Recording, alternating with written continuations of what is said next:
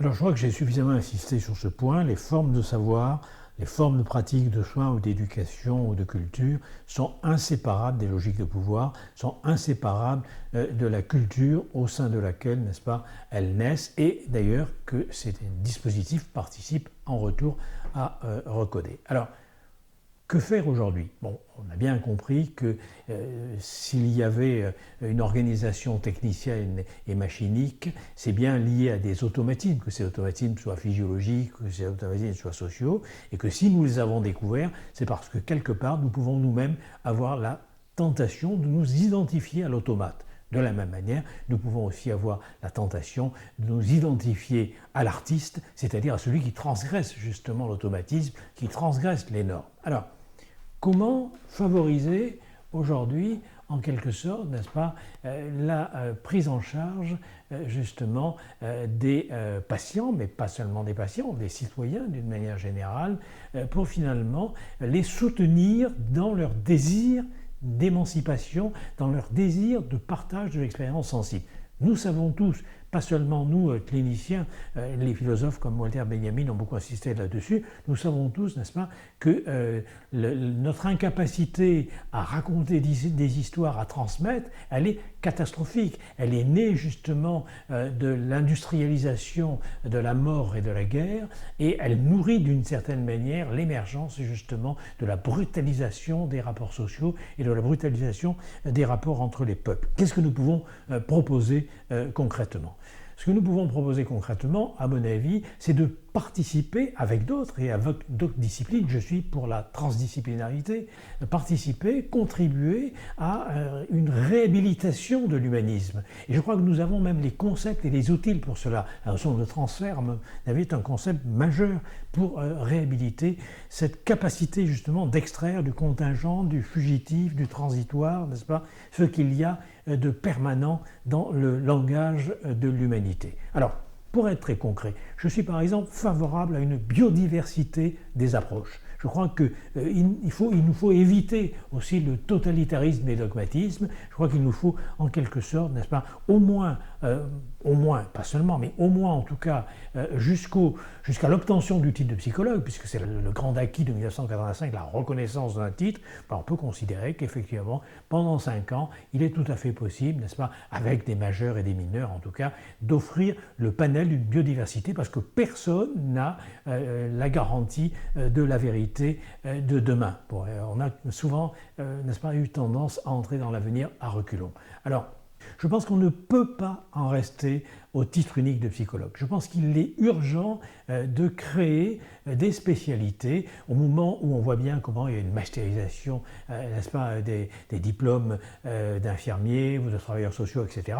Il va de soi que si nous voulons que notre profession se dote à la fois, je dirais, des moyens, des heuristiques et aussi, je dirais, d'une certaine exigence eu égard à la visibilité sociale, il faut aller vers un doctorat. C'est vrai, il faut aller vers un doctorat, il faut simplement penser la nature de ce doctorat. Alors, dans le champ qui est le nôtre, il va de soi que les stages, la clinique, la responsabilité, qu'on appelle internat, résidenat, etc., en tout cas, il est très important qu'il y ait une place majeure qui soit faite justement à l'expérience clinique, à l'expérience pratique et aux possibilités d'en rendre compte. Alors, on peut en rendre compte de différents moyens. On peut en rendre compte, bien sûr, par des sommes d'informations traitées par ordinateur. Bon, j'ai rien contre les statistiques, c'est pas le problème, mais je crois qu'il est extrêmement important d'en rendre compte par la parole, le récit, adressé à un autre, et de faire là, justement, l'expérience du lieu où se révèle, n'est-ce pas, un savoir que l'on sait sans savoir. Alors, je crois qu'il faut donc par conséquent une alliance de plus en plus étroite entre les praticiens, il faut qu'ils aient des responsabilités, il faut aussi créer sans doute des corps de professeurs praticiens hospitaliers des universités en psychopathologie, il faut créer un corps de maîtres de conférences PH, etc. Je crois que sans se caler sur le modèle médical qui n'est pas n'est-ce pas, une panacée. Je crois qu'il faut bien se rendre compte que nous ne pouvons aller que vers un allongement de la durée des études, à condition que cet allongement ne soit pas stérile et qu'il soit des possibilités de collaboration entre des équipes de recherche reconnues et puis des praticiens dont l'expérience est essentielle à la constitution, à la formation, je dirais, de l'exercice clinique. Donc voilà un point qui me paraît très important et j'annonce donc très facilement et très rapidement la couleur. Oui, je suis favorable. Je sais pas. Bon, à un moment donné, lorsque j'ai fait mon rapport en 2003 pour la commission Berland, on m'avait dit au ministère de la Santé que les doctorats seraient en voie de disparition, qu'on ne pouvait pas créer de doctorat d'exercice, etc. Je ne sais pas aujourd'hui où nous en sommes. En tout cas, en 2003, moi, quand j'avais fait justement ce rapport à Berland, à la demande de Mattei et dont la mission m'avait été confiée par Jean-Marc Fabre, qui était président de l'université d'Aix-Marseille 1, j'avais mis à l'évidence, comme d'autres, que, bien évidemment, on voyait bien aujourd'hui que les psychiatres partant à la retraite, on prévoyait entre 2003 et 2012 40% de départ à la retraite.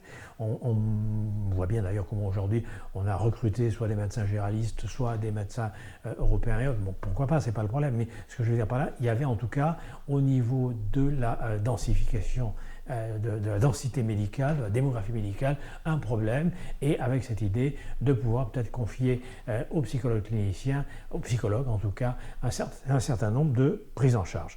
Donc j'avais proposé la création d'écoles de formation de praticiens aux soins psychiques, ce qui était une façon d'éviter le terme de psychothérapeute ou le terme de psychanalyste, etc., qui sont très problématiques. Depuis, vous le savez, les pouvoirs publics ont pris une option.